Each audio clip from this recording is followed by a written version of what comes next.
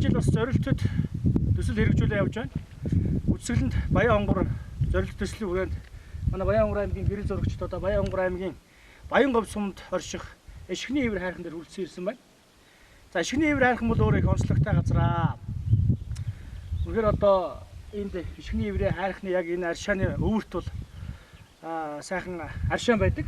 Энэ аршаан бол ходоодонд маш сайн. Нэг ялангуяа маш хэц дотор буюу илгэнд бол маш сайхан сайн юм аршаан. За Баян хонгор аймагаас бол 300 гаруй км. За Баянговь сумаас 53 км-т оршиж байгаа ийм сайхан газар. Тэгээ манай Баян хонгор аймгийн гэрэл зурагчдын холбоо бол одоо говийн чиглэлд бол бас судалгааныхаа аяллаар явж байна. Одоо бид нар бол өчтөр богд сумаас гараад өнөөдөр ингээ Баянговь сумынхаа нутгаар ингээ явж байна. Ингээ эндээсээ бид нар бүгийн цав руу орох юм аа. Ингээд бид хүнтэй бас ингээд явж байгаа манай эквачийнхан бас ингээд их сайхан явж байна.